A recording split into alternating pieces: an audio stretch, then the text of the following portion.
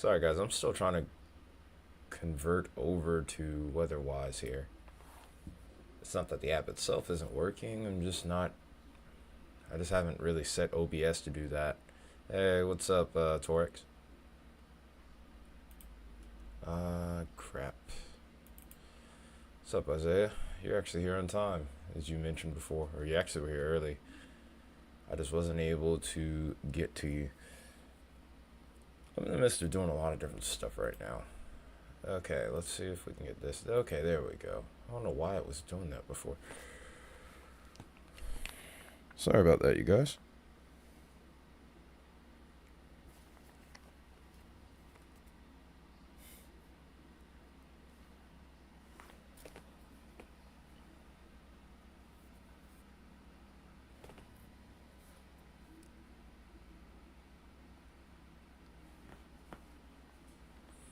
Still trying to get some more personal info done, but I can't tell you what I'm trying to do there for security reasons. Yeah, that's good news. That's very good news. Kind of hoping it stays that way. I'm not really suited to do a long stream tonight because I got to get up in the morning, obviously, for work. So, if nothing happens, I'm okay with it. If it does, then we do what we got to do. Try to hang around for as long as we can, and then, yeah. Can't lie, I'm also a little tired from today. First time I went to the gym in a while. And on top of that, work was pretty, yeah.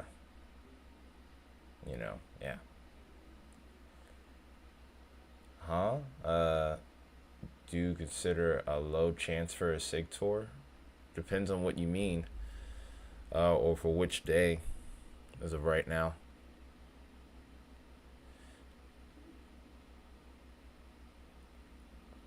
Are you asking that because of the way that I did the thumbnail?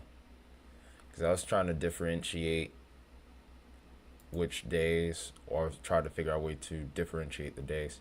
Think you're asking a day. No, I don't know if I would go as far as to say that this is a SIG tour day, but we'll figure it out one way or another, I'm sure. I think it's a very conditional SIG tour day, if anything. Wait, did they suddenly decide to go up to a hatch risk at the very last minute? If so, that's pretty shocking. I already wouldn't have considered this to have been a thing on our bingo book. I can't speak already. This is how you know I'm tired. But I would have never had this on my bingo book. I'll put it that way.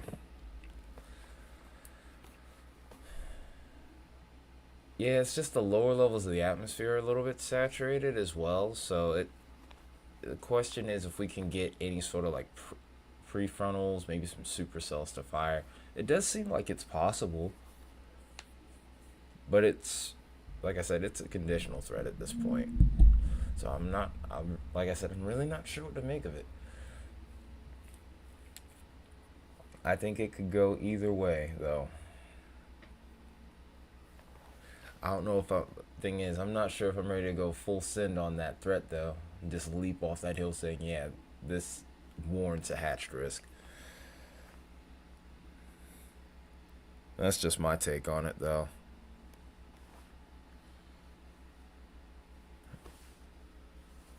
Okay, so got the, I guess we'll start out with the discussion then, since there's no warnings outside of that flash flood warning. And even then it just recently popped up.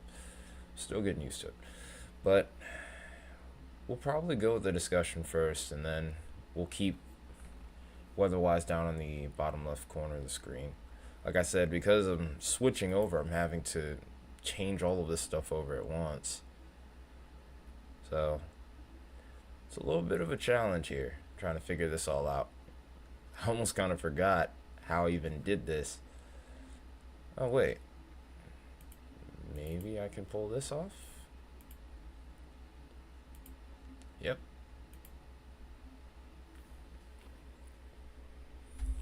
Alright, so do this.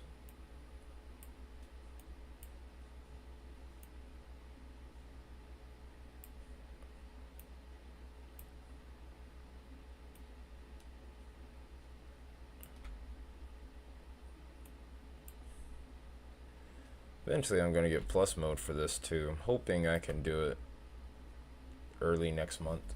It'd be really nice if I could do the whole side-by-side thing. I probably could get it now. The only issue I have is I don't have any space left on my phone. There's too many apps. Okay, so got that. Let's go to weather info and then boom. There we go. All right. Yeah, I'm kind of scrambling around right now. I feel like I'm super scattered brained at the moment. I haven't even shared the stream yet, so a little bit on the disorganized side today. Definitely feeling super disorganized right now. Yeah.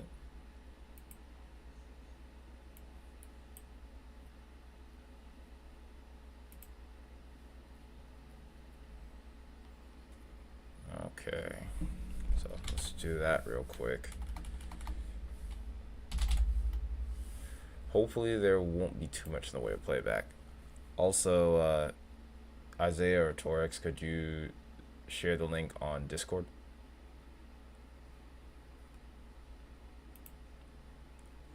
I might be able to beat you to it, but just in case I can't. Oh, you're not able to? Daggone it, Isaiah. I'm just playing. Hey, G-Bro.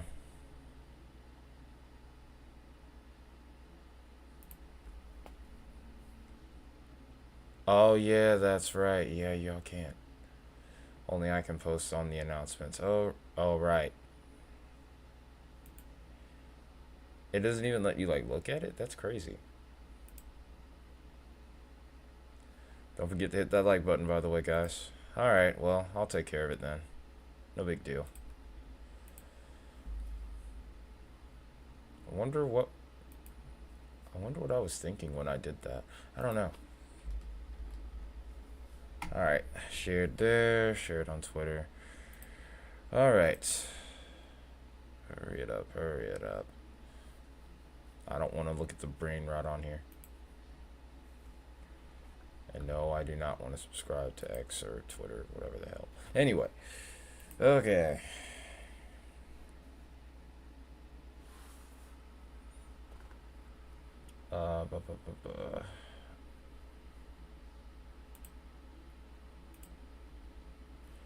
Alright, so I guess... Alright, so what do you guys think we should go over? Should we go over tonight? Should we go over the big stuff first, which is this weekend? What do you think? Or what is it that you want to talk about in this case?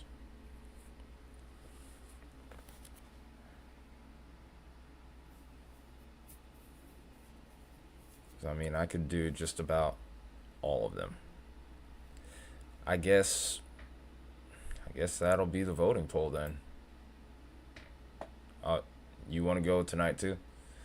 Well, alrighty then. I guess that's what we'll do first. Alright. Let's go ahead and pull some model data up too while we're at it. Obviously, we'll be able to pull up HRRR at this range.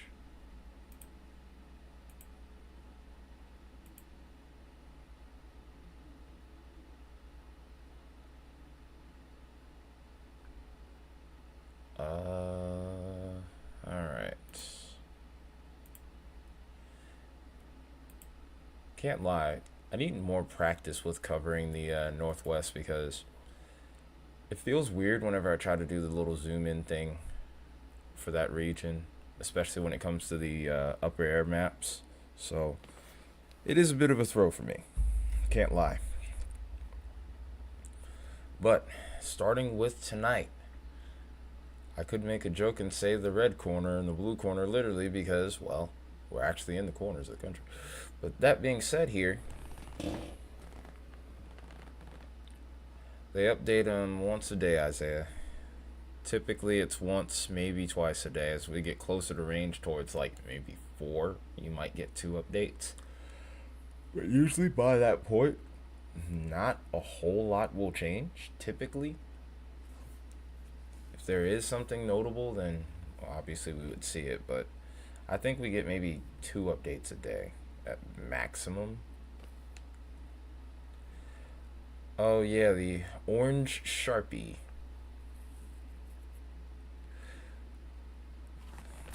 Torex is able to actually use that on here. But in any case, and I'm using your favorite phrase, but let's get into tonight here. And it is very unusual, I will also note, to see Seattle and Tacoma within a slight risk for severe weather. But here we are. So, situation goes as follows. All hazards at this point are at slight risk parameters, including the tornado threat. We have a 5% region here. Thankfully, that 5% is staying south of the area. We do have a non-zero threat here with the 2% region as well. There is a chance that we could end up seeing supercells possible towards that region as well. The wind threat actually did get dropped back down to a 5. That's kind of interesting. I thought I saw a 15%, or maybe I got it mixed up with the hail threat. There's also a hatched risk, a 15% area with a hatched risk for hail here. Torex, make sure you tell contingents that he said that. Make sure you screenshot it. Oh, I think you're talking about on his other account. That was pretty funny. I guess that is kind of funny. Yeah, I guess that's what you're using then. You're using the Temu Sharpie. Yeah, that's what you're using right now, sir. All joking aside, though. It's the Temu Sharpie. But this is our main threat for tonight. Let's go ahead and take a look at some of the... Let's take a look at the upper air map here now. This is going to be a little wonky, and I apologize, mainly due to the fact that, well, I don't really cover the Midwest much, so I try not to use the entire map so that way you can see everything. But in this case, though, well, yeah, it's not quite going to plan here. I can't lie. But oh, I'm not in plus mode. Dang it, man! Now I got to do all that over again. There we go. It's like, why do I have heads on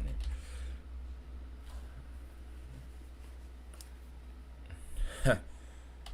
But anyway, here's our setup. This is the upper air maps here. You can see our sign of diffluence right here. These are where our storms have actually already fired at this point.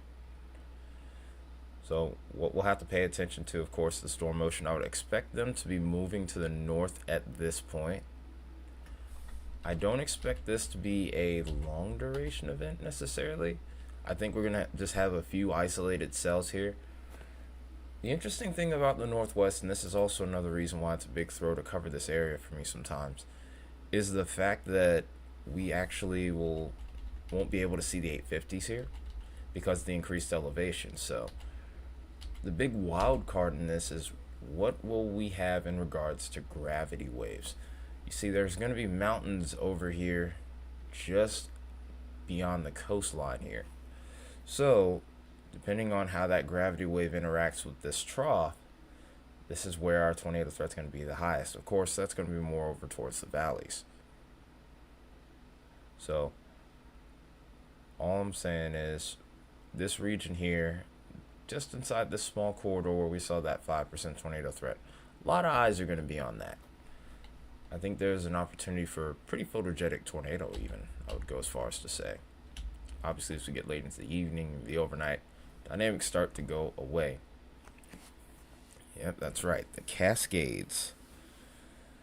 I would love to actually see what those look like. I'm going to actually take a gamble here and see if I can actually get a look at that low-level jet. It's probably going to go just as I thought. Yep. I thought I would try it, but yeah, Now you know that I'm not lying here too, though. But you can see that once we get up towards the upslope of the mountains here, can't really see anything anymore, unfortunately. So we're kind of just working with what we have here. Even so, there's a little, you can see evidence of prominent low-level jet with those southwesterlies coming into play towards the region here, especially just to the south of the Seattle area and Tacoma as well. Volcano NATO. Oh, that's an awesome name. He should make that into an emoji. Mount St. Helens.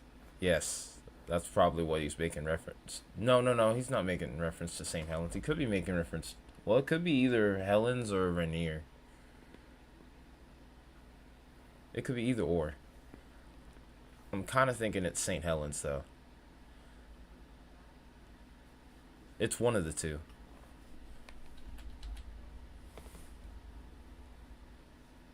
Oh, St. Helens.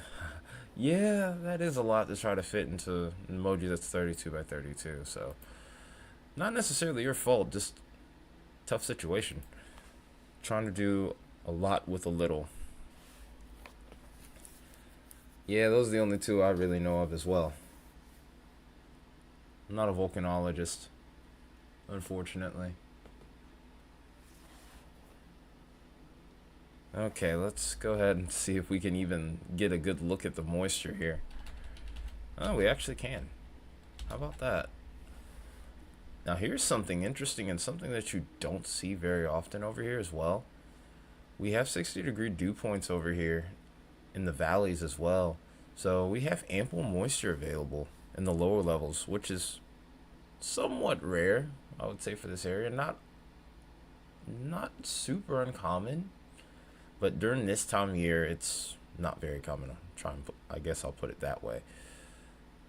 So have good moisture and good moisture flow from the looks of it as well to go along with it for this region. Like I said, I really think the gravity wave from the mountains are going to be the true determining factor in all of this. But if we look at the wind profile as a whole, it looks like we have a solid environment over here for severe weather. Maybe even a few supercells. Really, I think the convective mode, just like with the southeast, a lot of the times is going to be the determining factor in this case. Forcing is, of course, very good over towards this region, especially considering we have the mountains to create that gravity wave, which usually is a great source of lift. Now, this is probably one of the most interesting parameters to me for this setup, and that's going to be our instability, especially at the surface, and there's ample amounts of it. Like I said, if these storms can form in a little bit more of a discrete mode here and mature, I think that tornadoes are possible here. And here's a decent reflection of that on the HRRR. Go ahead and look at the SIGTOR as well, since you were saying that you think that there should potentially be a hatch stress for this region.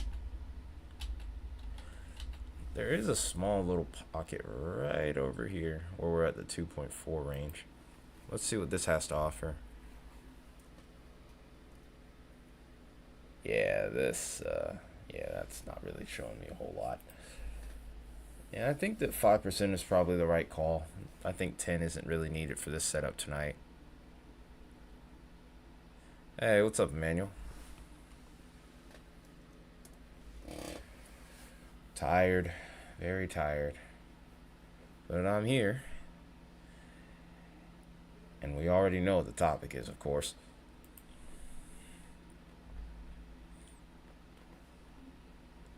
So here is a look at the simulated radar here, by the way, guys. And this is what makes me so unsure, is just this convective mode is so saturated. It looks a lot like the Deep South. And you know how that is when it comes to supercells. You can get a really messy mode with the way things are set up here. But kinematically speaking, though, it's a pretty, I wouldn't say potent, but it's prominent setup at the very least. Time will only tell as to whether or not this will actually do much of anything, but Oh wow, destructive severe thunderstorm warning in Texas.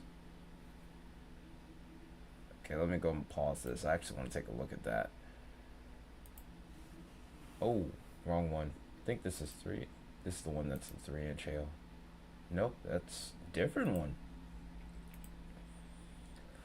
I've been noticing on the models that there has been a lot of instability over towards Texas. Okay, here it is. It's right on the border here. This is heading right into Texas right now. But yeah, look at the DBZ here. Like, the reflectivity is really impressive here. Hey, Mia.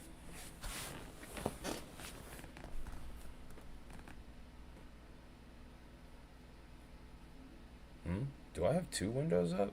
Like two small windows? Hang on, let me see if I can fix that. Ah, okay. Okay. Okay. Let me get that off of there.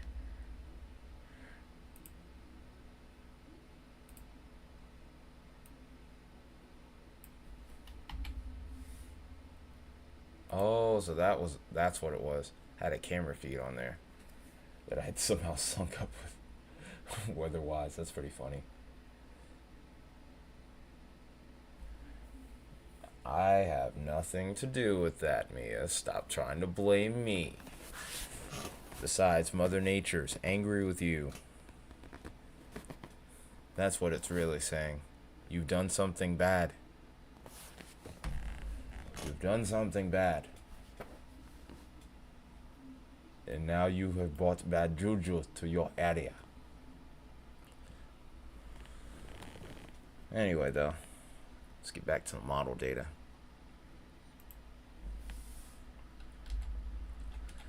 But yeah, it looks like as we get later in the evening, that mode just gets sloppier and sloppier. So as a result, very narrow window for severe weather. Oh, it's not that bad. It's not that bad, Mia. Also, another thing to discuss here is it almost kind of has that look of an atmospheric river, albeit very brief. So the threat of flash flooding actually seems like it could be something that's pretty noteworthy over the course of the next couple of days.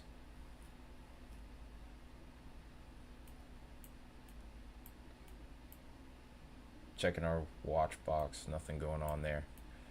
We'll keep our attention on this for right now.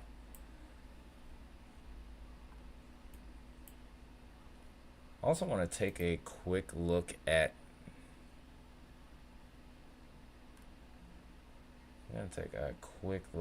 the VIL here. There it is. Oh wow, look at wow. That's a heck of a return. And a heck of a lot of lightning to go with it. Kind of makes sense given how much Cape is over there. So I'm gonna go ahead and just put this in a loop here. I'll keep that on the screen, of course, for you guys. Now we're gonna go ahead and get into the meat of the discussion here, and that's gonna be the main threat. Let's go ahead and get out of this zoom here and go into the CONUS picture, and then we start the process over again. So back to the upper air maps we go.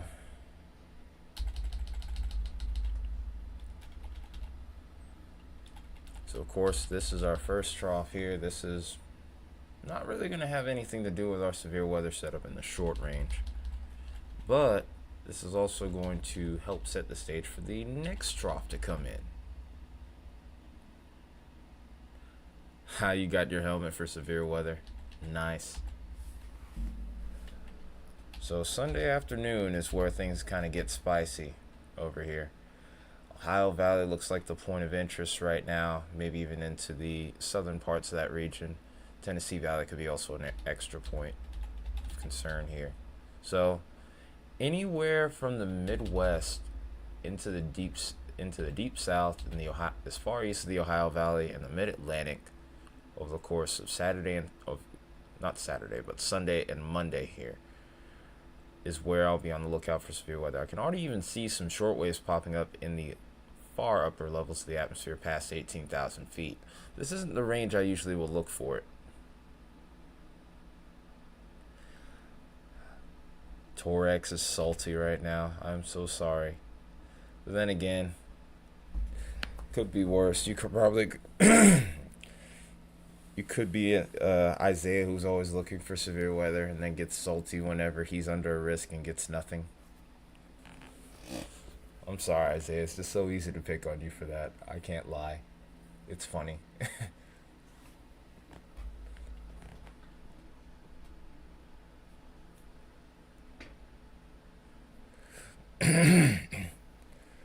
In any case, though, we have a shortwave that looks like it pops up over here as we get into the overnight hours for the deep south. And I'm kind of worried about this for my sake, not because of the storm threat, but because of the fact that, well, my job is outside, and the timing doesn't look good. So this would be right around the time frame in which I would go to work here, and I see a shortwave just to the northwest of my area.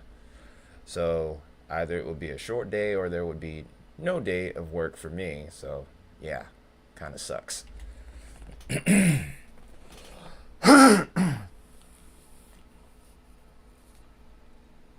that's awesome. Yeah, go ahead and get Isaiah that severe weather safety helmet. Make sure it has safety written on it because he's still a fledgling. Looks like I could even get a second round. Wow. Hey, Shiori.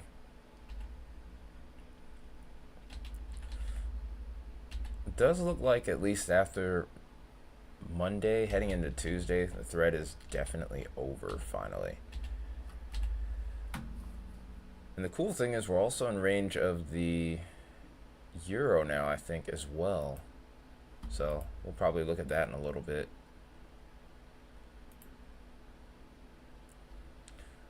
That actually sounds cool. Be able to use a firefighter helmet for severe weather.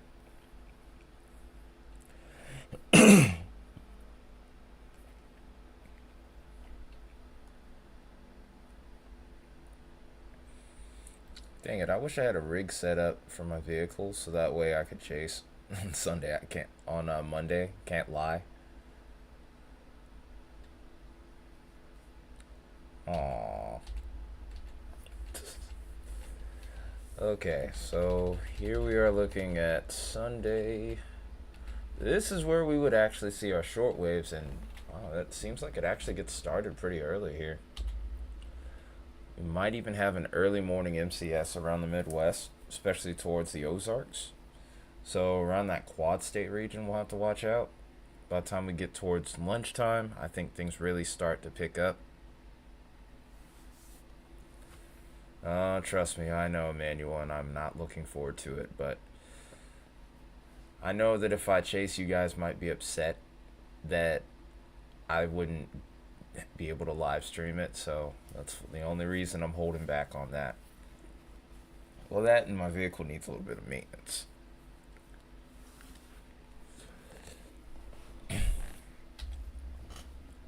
Alright, looking at 18Z here, you can see a good mid-level trop beginning to kick in here, so seems at least by early afternoon we'll have some storms firing. Could be a long Sunday here, pretty long duration event at that.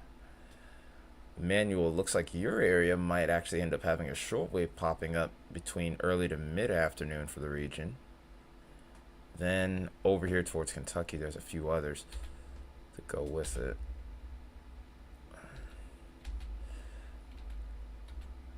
The timing for this setup is god-awful for me. So yeah, I might be screwed on Monday in regards to work, because it looks like at least one, if not maybe even two shortwaves pop up here. So yeah, I might be home to cover this, but I won't be working either, which kind of sucks. So conflict of interest, you gotta love it. Anyway, Looks like over here towards eastern parts of South Carolina, maybe south central Georgia, southeastern Georgia could be a point of interest for severe weather as we get into the evening hours. So Monday looks like it could be is equal be equally as long as Sunday, but perhaps not with as much significance. I would probably expect a linear mode from this event at this point. And that's a pretty well wound up storm system here that's popped up over towards the southern half of the Rockies as well.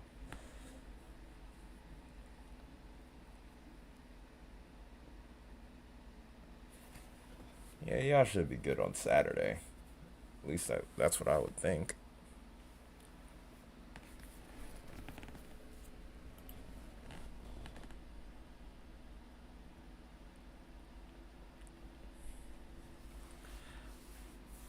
Now I got more maintenance to do on the vehicle. Uh, just not liking the way that it's riding right now too.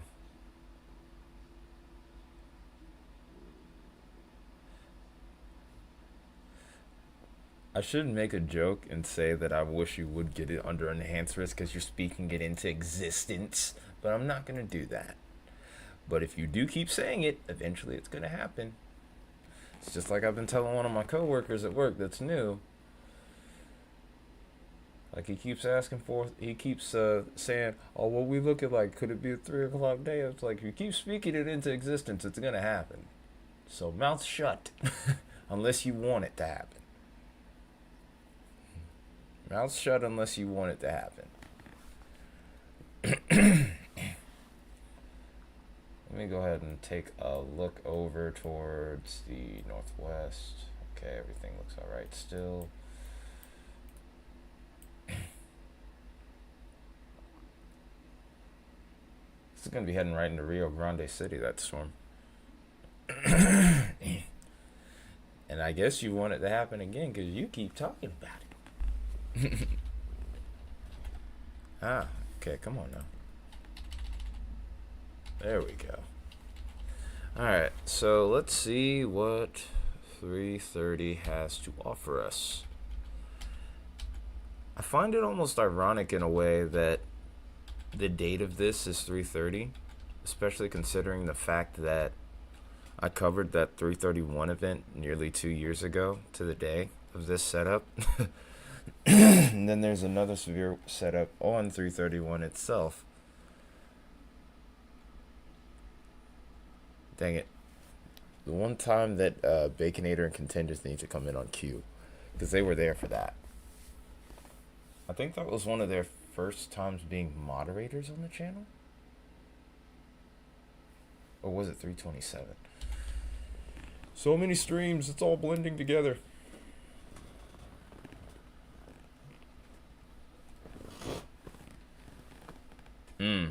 Oh, you'll be able to drive on the 6th? Well, no, I know what you meant. I had a buddy of mine in Job Corps that had that issue, unfortunately. Lost touch with him. Think he's still doing okay, but I haven't heard anything from him in a while. Wishing Rasheen well. Anyway, though, that's actually a bit troubling right there, seeing that low-level jet in this region here. Because we did talk about a shortwave being off just to the north and east of where we see this pocket of 46 knots. Actually, even up to 50 plus, maybe even. So, that is somewhat of a troubling sign.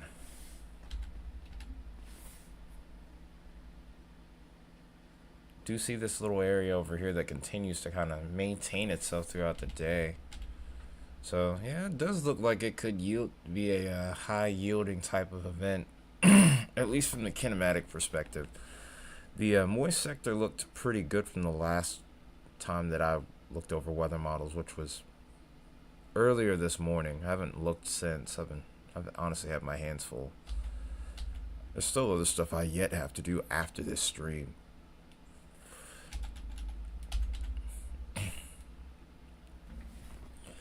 Then here we go with 331.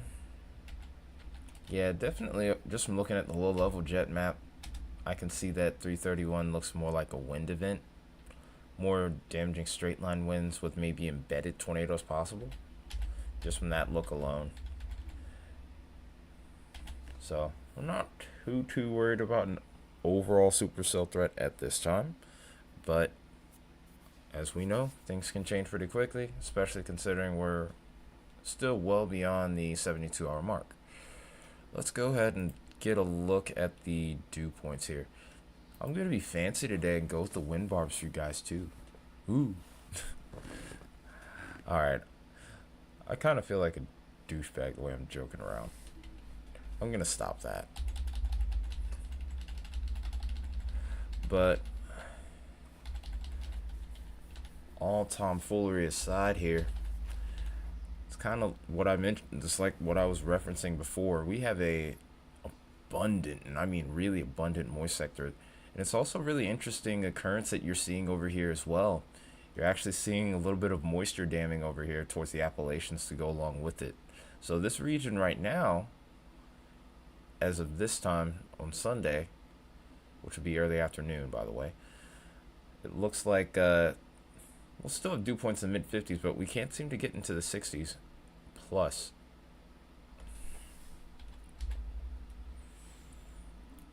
Yep, late March and early April is usually when we get that abundance of moisture, Isaiah. So here we go. We're really starting to settle into severe season now. I do think that based off what I was seeing off that spring outlook, though, with the shift in the neutral ends, though, it could play a part in slowing things down in the long run, especially as we get later into the year.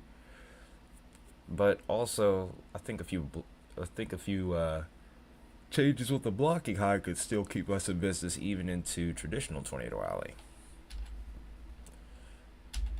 But yeah, it looks like, oh wow, look at the moisture that's still left over as we get into Monday.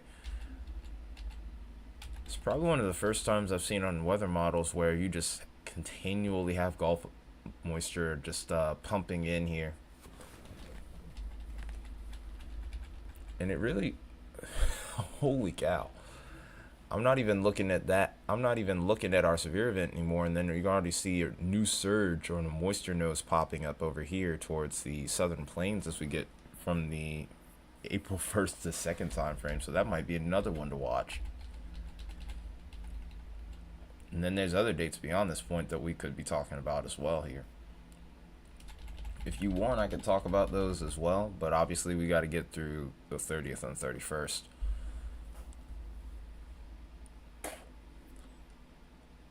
There also, I don't know if I made mention of this, but there is a slight risk that's issued for tomorrow. Well, actually, two of them. Both of these have a 2% tornado threat. We're getting to that, Isaiah. That's going to be next, actually.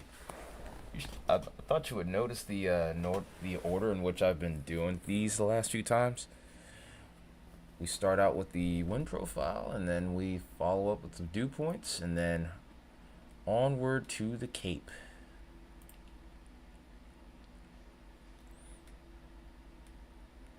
Oh, daggone it, Isaiah. It's alright, I'm just messing with you, dude.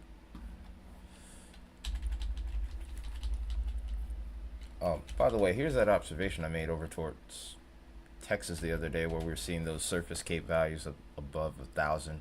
And this is part of that setup for tomorrow, by the way, too. Not much in the way of troughing set to take place over here. There's a little something that's going to be left over from this northwest system that's going to help play into this setup here. But as a result, over towards the southern part of Texas, and of course up towards the Midwest here. Hey, Baconator could probably even chase this if he wants hail, but I'm pretty sure that he's not going to go for that, considering the fact that no one wants to repair hail damage in the middle of March or late March. It's too early for that. Anyway, let's get into the 29th here and into the 30th. Here you go, Isaiah. You see that?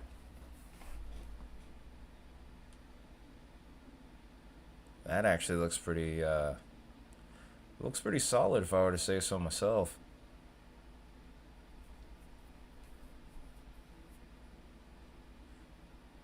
I guess we'll dive in and take a look.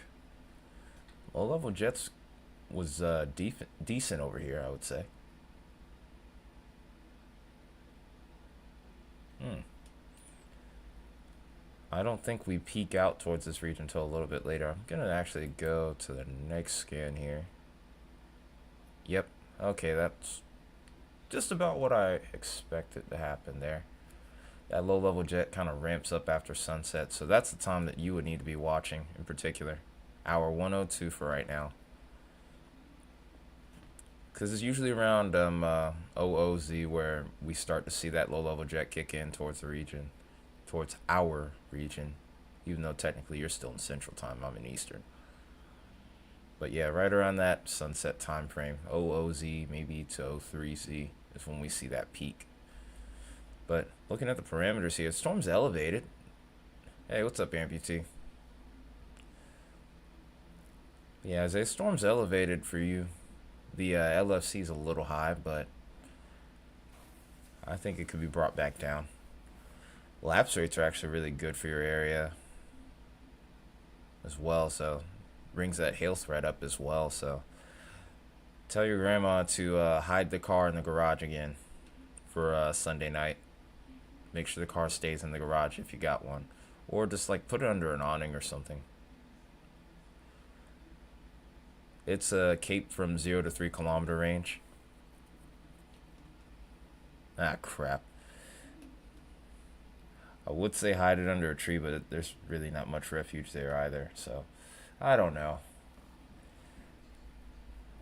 I guess all I can tell you is I just hope you could figure out a solution to avoid the hail. Then, the hail potential. That's really all I can say at this point. Yeah, 3 Cape is a tad bit low. It is a tad bit low, I can't lie. But one thing to remember is that GFS is not really great when it comes to looking at instability. It's gotten better over the years, but I would be more interested in looking at 3 Cape once we get in range of the convective models. Obviously, at 102 hours out, we don't have a whole lot to work with at this juncture. So there is that. But even so, it looks like the setup is pretty solid for your area. I don't, as of right now, I haven't really seen anything that would just point out the threat of a long track tornado, but if we do get any more uptrending, I definitely would expect that orange Sharpie to come into play. The enhanced risk, maybe 10% hatch to go with it.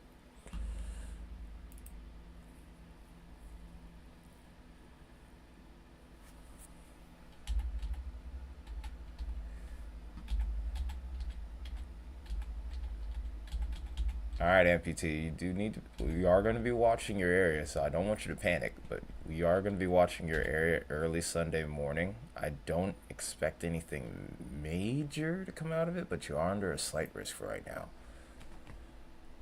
I think you might actually get a downgrade to marginal because it looks like there's still a lot of inhibition over towards the area. So you might be spared, but anywhere further off towards your east, yikes.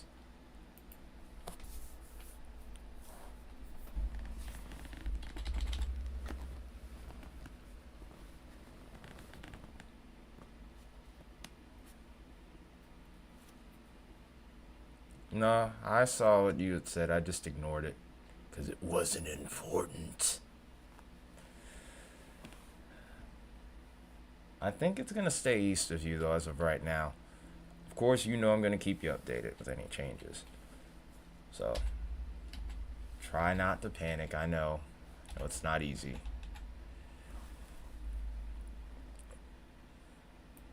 Thankfully, the worst of it definitely is going to stay off to your east. There's an awful lot of instability, but I think low level shear might be the actual.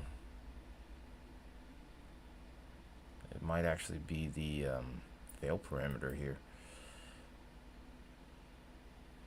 especially for those areas further off towards the east. If we had much more in the way of low level jet, I failed whistle.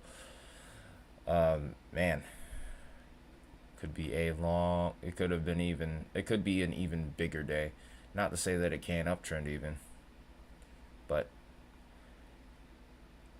this is a tad bit on the troubling side. This isn't the worst thing that I've seen though. Oh, I know. I know you. I know y'all hate it.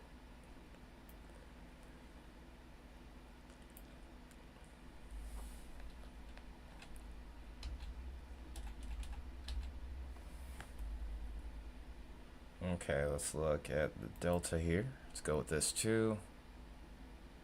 Hmm. Hmm. This explosive environment, can't lie, but shear's not all that impressive.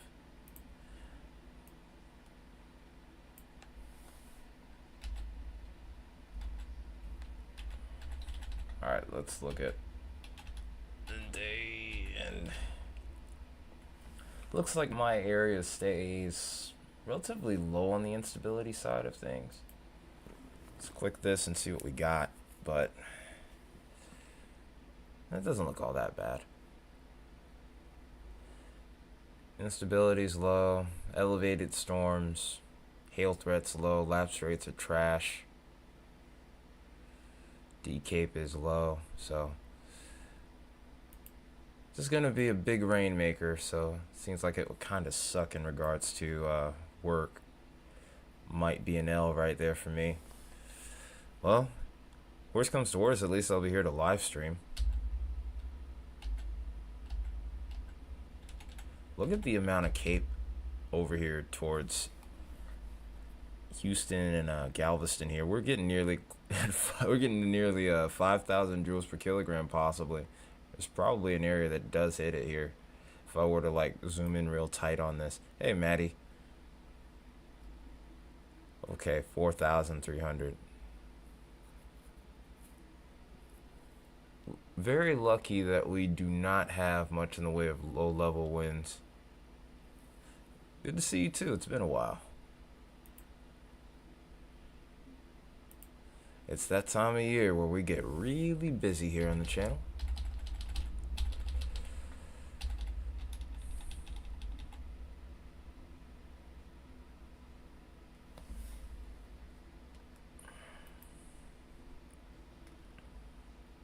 Oh, by the way, Maddie, this is one of our new mods. This is Torex.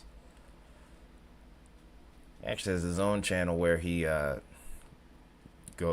makes his own tornado documentaries basically. He's pretty good at it too. He used to have a really big channel, but unfortunately some things happened and it got taken down.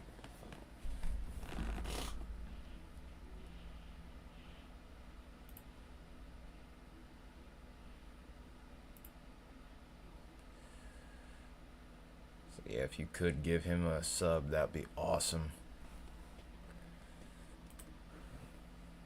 Ah, crap! I can't keep this locked in.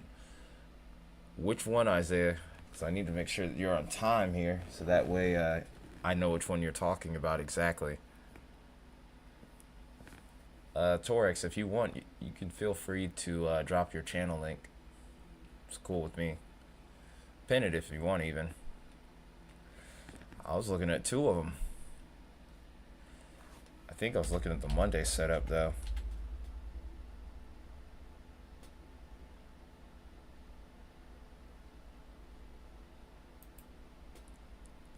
You know how quickly I go through these photographs sometimes. So, I think it was, yeah, it was this one. It was over towards South Alabama. There's nothing wrong with that. Monday doesn't look like it's all that, but it doesn't look as crazy as Sunday, though. It doesn't look terrible, though. It doesn't look like it's, yeah, it doesn't look like a high yielder in regards to that tornado threat. That damaging wind threat, however, it's a different story.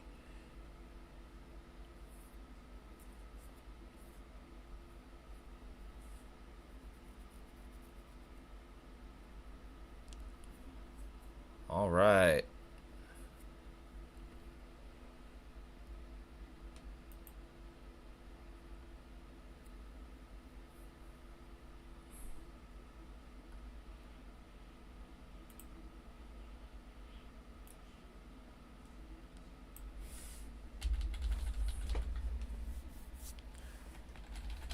Ah, okay. So there's actually a lot of instability on the second too. I'm interested in that. All right. So that's pretty much a look at what the GFS has to offer. Got the Euro too to look at, but this is we've been kind of dragging this out a bit. We're already almost an hour in. Let you know I'm a little drowsy today. Sorry for being a little slow, guys. At least today. It was a pretty warm day at work, and then on top of that, gym too kind of slow is kind of taking a little bit more out of me. Have to get used to it all again.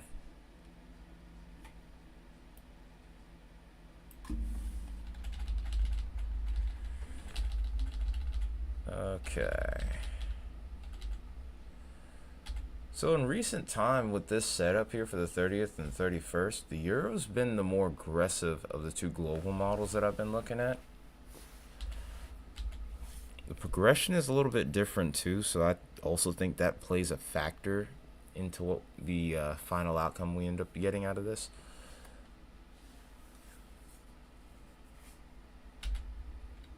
But from what I'm seeing, the two look pretty alike. The timing is still a little bit different.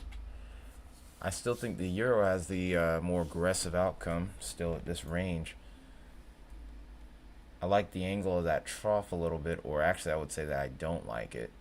If you're looking for severe weather, if you're a storm chaser, you'd like this. If you're not looking for it, could be a problem, especially seeing early signs of diffluence and a shortwave popping up over here towards the quad state region.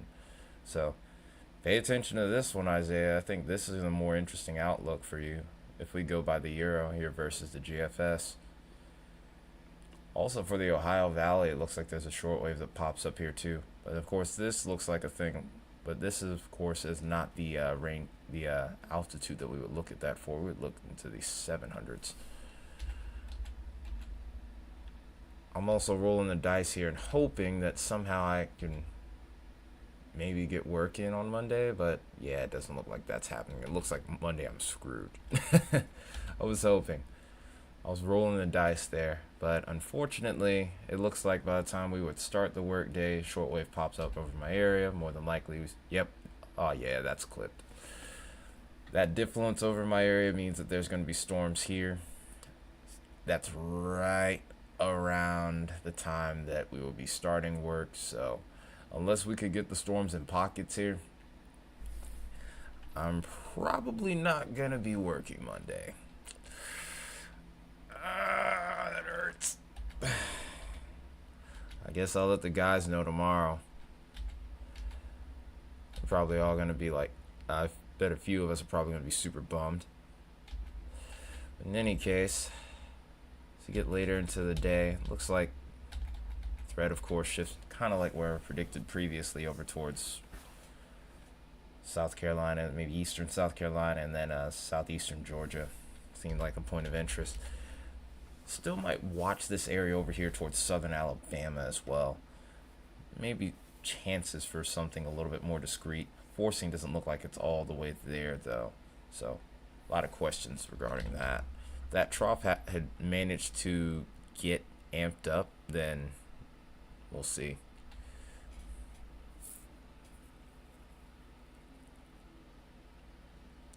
They removed the 2% already for tonight. Let me look at this. Let me look at this real quick, guys. Oh, they removed the 5%. Yeah, I told you it's that convective mode. It's kind of had the look of a Dixie setup in a way. Yeah. That doesn't really surprise me that they did that. I mean, if you look at the storm mode here, also avert your eyes to the bottom left corner here as I switch back to reflectivity. It's just really messy. No storms have really been able to kind of mature and just take off at this point. It is super messy. So when you have something like that and you're making a tornado threat contingent off of supercell development, and you have this, usually you're kind of swinging wide here and swinging for the fence. But if the pitch isn't wild, then you you got a fastball that's kind of straight down the middle here. That's when you end up having these little conditional busts, and that's when it really sucks. Works out good for me though, because at least now I'm sure that I'll be able to go to bed at a decent time. So no issues there. I'm not complaining, and I'm sure a lot of these folks here between Seattle and Tacoma right now are not complaining. They're just going to get some thunder and lightning as of right now. Could be a chance of some hail here and there though. So once we, I guess, depending on how this goes, once we finish the discussion, I'll probably either go to bed or get a little bit more to eat and then eventually wind down. But back to the discussion, by the way.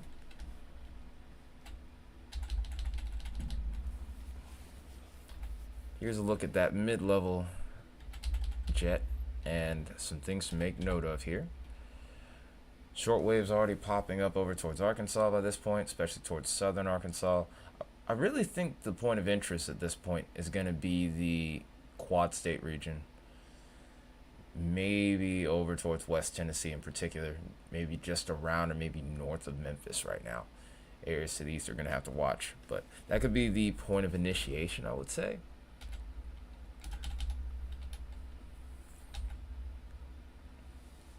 Shortwaves become much more prominent as we get later into the evening according to the Euro. Treed or Sigtors. That's a nice term. I would prefer a Treed versus a Dixie Sigtor. So, hey. Do have the shortwave popping up over here as well. Kind of interested in seeing what that looks like, because we haven't really paid too much attention to the Ohio Valley right now.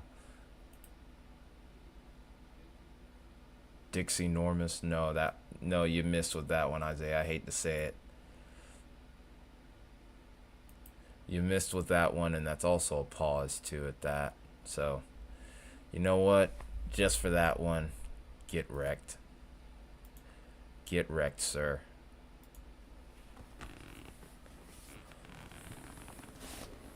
Get wrecked.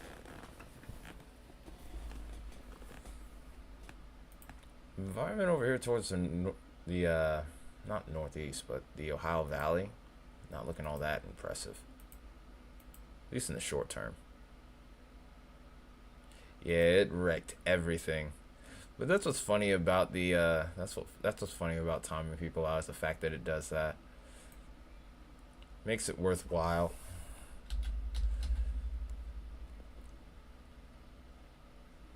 Oh. Oh, so that's what you're doing. Okay. And you can get wrecked again. Since you did that on purpose, I'll make this worthwhile now. You screwed up.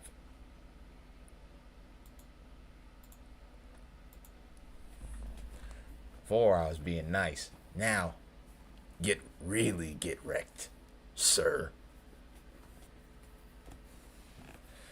Get wrecked. Okay. Yep, definitely cooked for Monday. No.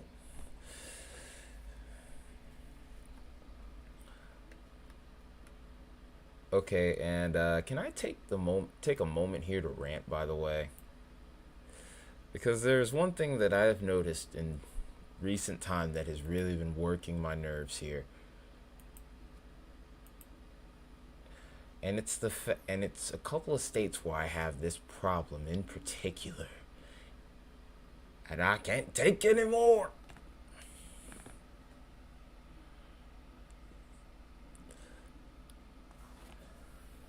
So, with your permission, folks, I would like to rant about two states here. And it's in regards to looking at this map. This map in particular. These two states really get on my nerves.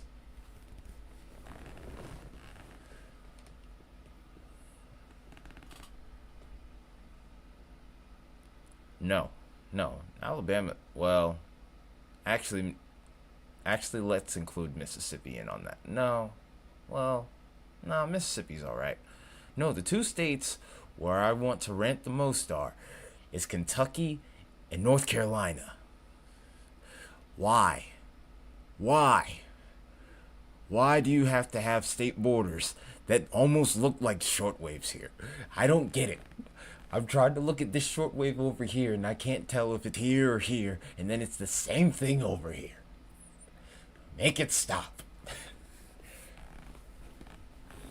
Almost make me feel like that Bahama Mama drink. You're making me Ohio, Indiana as well. Yeah. West Virginia. Can't stand these states. I can't stand these states. Ohio's not as bad though. It's the angle in which we have Kentucky. It's the angle in which we have North Carolina, especially as it's touching the Tennessee border as well. Yeah, any river or mountain borders, that's where it really sucks. Like, I can honestly kind of even live with Idaho here. But anytime that I watch a storm system go through Ohio Valley, I'm almost having to zoom in all the way up to 175 to 200%. And it's getting on my nerves. Fix it, man. I'm just kidding. All jokes aside. But yeah, looking at it from here, it really sucks. Thankfully, there's not really a shortwave at this time frame that I'm looking at now. But let me show you what Sunday looks like over there when there is a shortwave.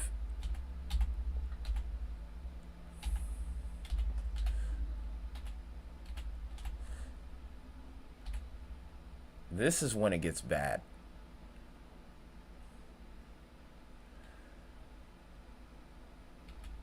Well, there's that, and then there's also the wind barbs. The wind barbs make it even worse. I'm like, dude, give me a break.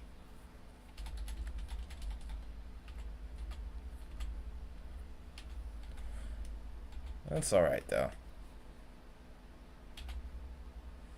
Okay. All fooling around aside, let's get over to the 850s here. Softly quiet with Isaiah gone now.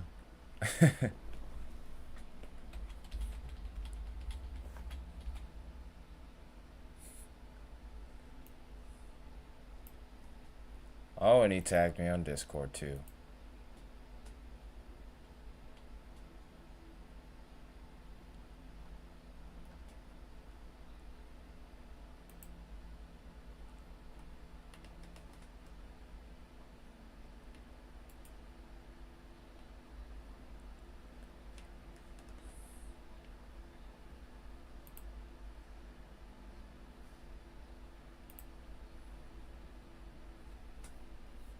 Okay, let's go ahead and take a look now.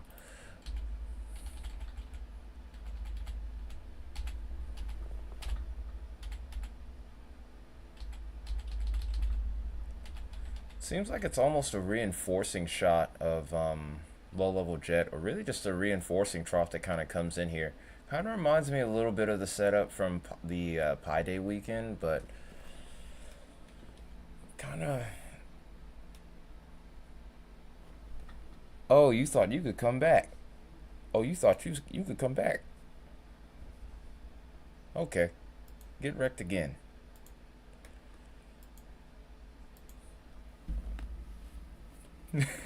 Nah, get wrecked, son. Get wrecked, son.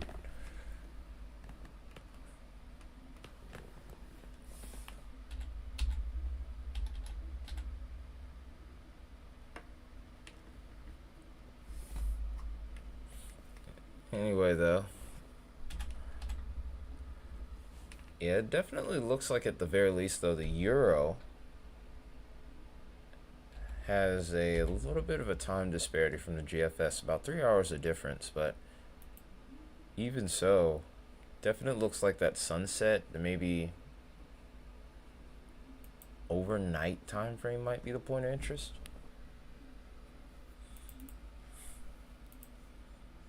Let's go back a couple of frames here.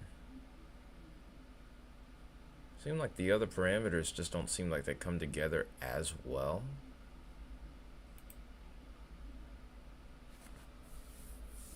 We got good instability, a lot of inhibition with the Euro though. That's something to make note of. We'll look at that in a second as well, but instability seems to be there at the very least. Lapse rates, it's just the capping, which would be a good scenario for this region here. Eventually though, we're still going to get that line of storms though.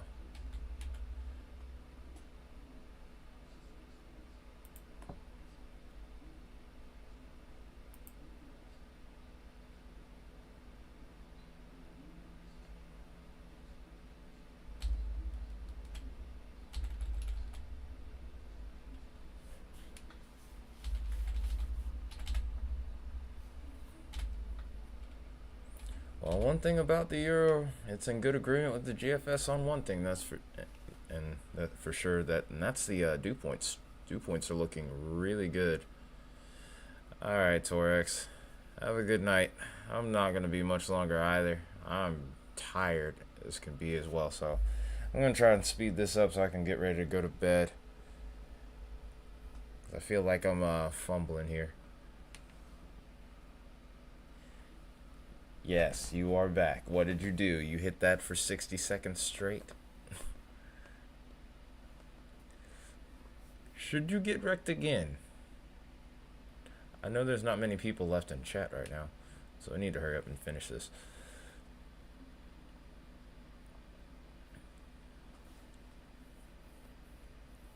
I should ask chat, but there's only 6 people left. I would ask more if there's 10. But anyway, plenty of instability left. Plenty of moisture left, I should say, not instability. Yep, this is how you know I'm half out of it.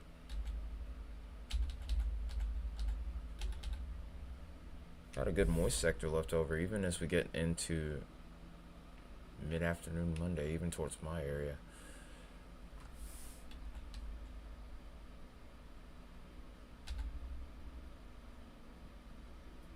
Oh, you did the grime. Just for saying that you did it allegedly. Oh yeah, you will do more time now. You will do even more time. Get wrecked, sir. Oh, and by the way, get wrecked again. Oh wait, and you thought I was finished.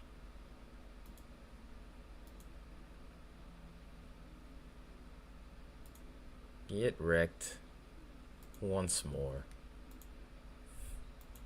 It seems like somebody likes it because they were putting the heart, they were spamming the heart emoji. Oh, and then one more for the road.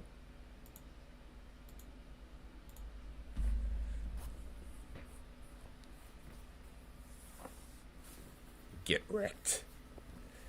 Get wrecked.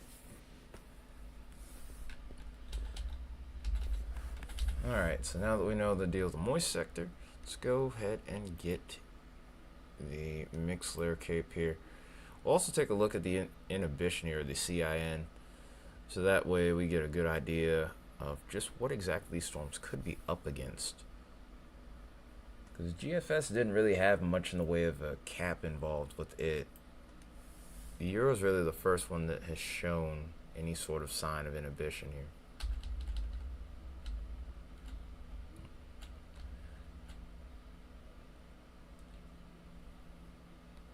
In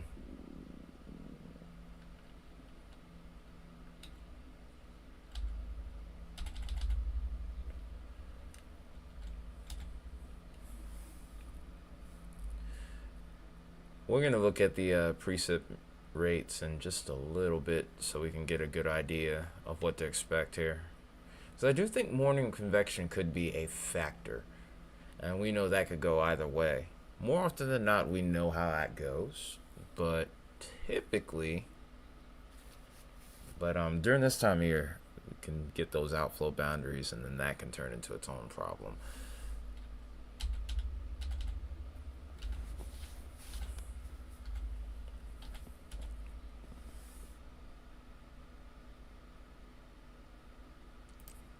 me look at hodiographs real quick before we go to CIN.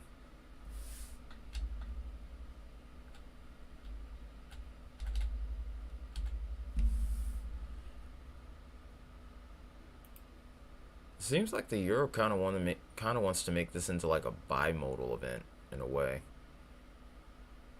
with a northern mode and a southern mode that's over towards the Gulf Coast.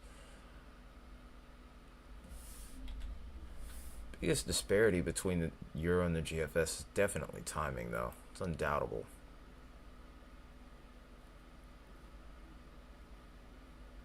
Yeah, it definitely seems like over towards Louisiana is what the Euro is favoring a bit. I think kinematics are still best over towards the quad state region. Yeah, that's where that inhibition seems to be strongest. Seems like it's a little corridor that kind of pops up here just from what I'm seeing already. Yeah. So it seems like the window for tornadic activity might be a bit smaller, depending on which of the two models you're looking at. So getting to the overnight here, that's something interesting to make note of, though, over towards Alabama. Northern Alabama actually looks pretty solid. Oh, that actually looks really good. Instability could be a limiting factor, but we still have good lapse rates. Subpar towards the surface. But those kinematics are really looking good here. It's a tad bit on the elevated side. But if we were to get a supercell with that, oh boy. Alright, let's go ahead and get into Monday now. Florida Panhandle looks like it could get active if we get something over there. I think the timing's not going to match up, but that looks pretty solid. A little bit of inhibition at the surface. Slightly lackluster instability here, but still looks pretty good.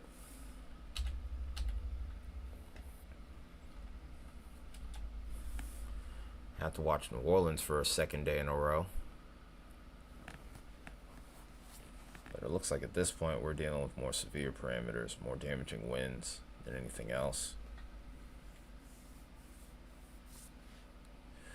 Okay. Alright. Watch this clear out. Let's go to CIN. So basically, to anyone that doesn't know what CIN is, this is convective inhibition. This can inhibit storm development if it is strong enough. Entirely. So, our area of interest, obviously, for Sunday and Monday is over towards the Ozarks and the quad state region here. We do get that inhibition to kind of fade off until we get over towards that quad state region. It kind of picks back up later into the evening, but there are pockets there. So, could be conditional here. But this is something that kind of catches my eye here for sure. Right in these little pockets here is where I would expect storms to really start to take off here. This could work to the detriment of our storm setup here, because even though we would struggle to get a line of storms anywhere we do get those little soft spots and those storms could fire, once these get rooted, the inhibition becomes somewhat irrelevant in a way if it's weak. Like this number right here, if you look on this part of the screen where I'm pointing the cursor, hopefully you can see it. But right about here, if you look real close, I'm going to zoom in just so you can see it. Just ensure that you can see it.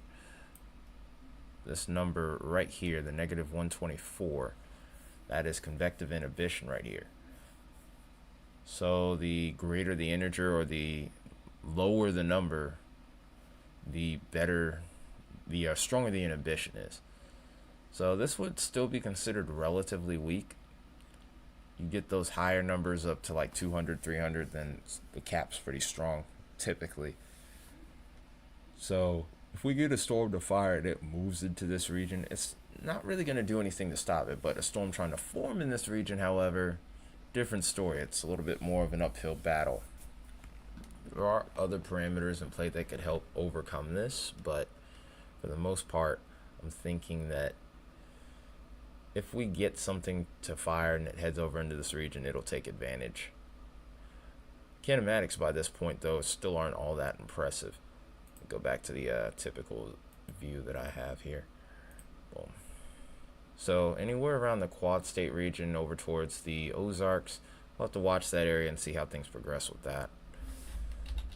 I don't think inhibition is going to be quite as much of a factor as we head into Monday, of course, with it being the storms that are forming along a frontal boundary.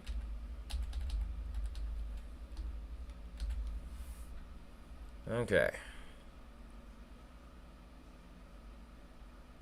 So let's go ahead and look at our precipitation here.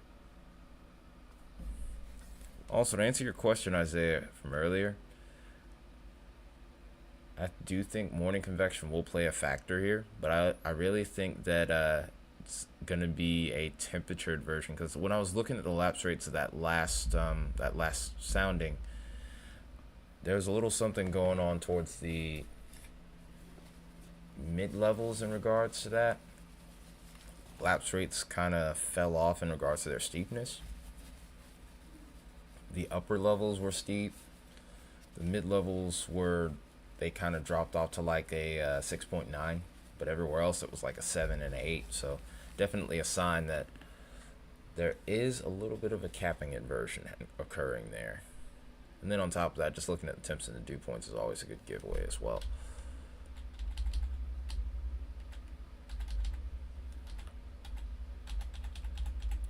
There is some morning convection.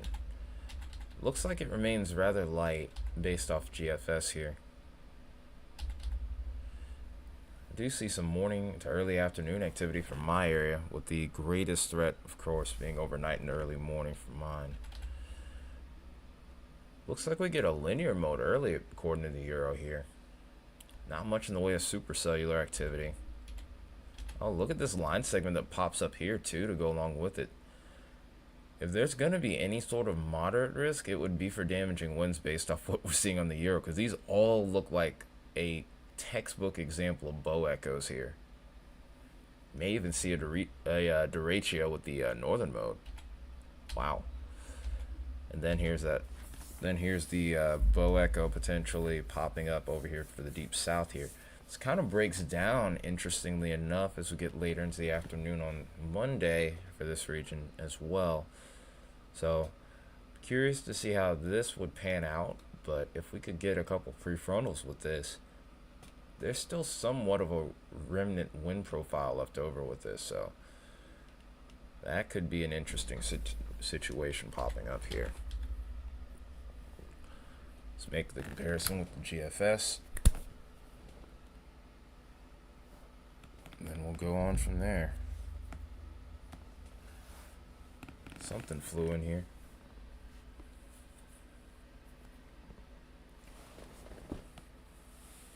It's still alive. I'll get rid of that in just a minute, since he wants to play games with me. Anyway.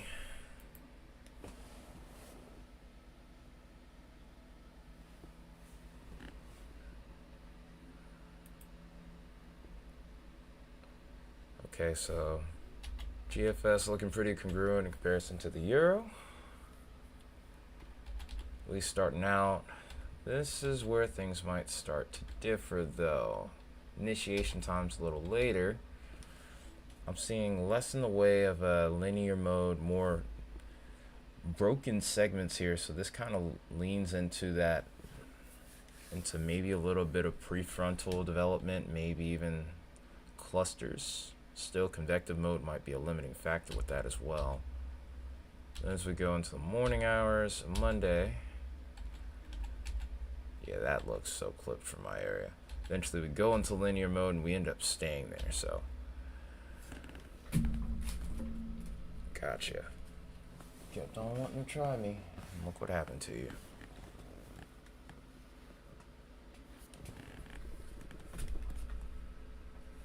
Gotcha. Dirtbag. Anyway. At the very least, though, the two scenarios that I'm picking up on from the GFS and the Euro, GFS shows potential for prefrontals on Sunday evening into Sunday overnight. Monday, then we go into a fully linear event and we end up staying that way. Euros kind of go on the inverse, where we see a linear event Monday or Sunday, and then we transition to a potential prefrontal mode on Monday. Also, a lot more inhibition available, a lot more inhibition coming into play for Sunday night for the Euro versus the GFS as well. I want to take a look at the CIN on GFS before we go. That's another thing I'm kind of interested in, is just seeing how these two models are kind of playing everything up.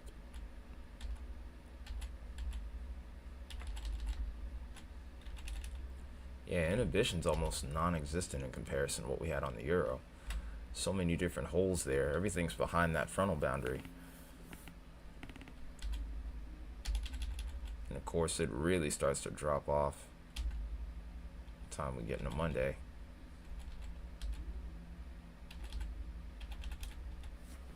Actually, kind of looks like the opposite. Again. But yeah, if you made a comparison between the two, it's pretty stark, if I were to say so myself. I wish we could get these models to agree so we had a much clearer picture. It is what it is, though. Alright, so I'm going to do one more thing here, because the discussion's done at this point now.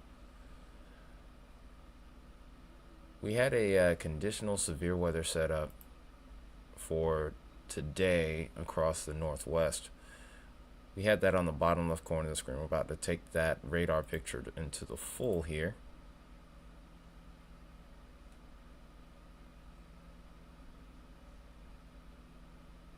Uh-oh, I think I might have done something silly here. Let's see if I can fix it. Shouldn't take me any time at all to do it, though.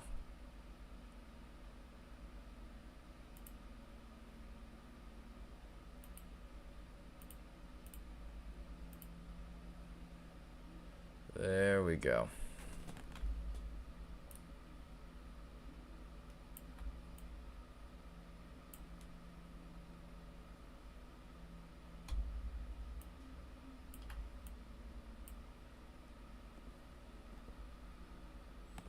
But anyway, this is what we've been watching over the course of the evening. Not much really going on here. We were wondering if there was going to be a heightened severe weather and tornado threat with this setup here, but it's kind of what I thought was going to happen. The convective mode, these storms are just not really able to really blossom with them forming literally right on top of each other off the mountain here. So I think this is going to end up staying limited. So might be chance of some hail here and there, but the tornado threat's going to probably be close to, I would say, non-zero. I'm not going to rule out a spin up over towards this region, but mainly would be expecting mostly some thunder and lightning, maybe some smaller hail, maybe a couple of stronger wind gusts, and that's really about it. Nothing of major significance with this setup here.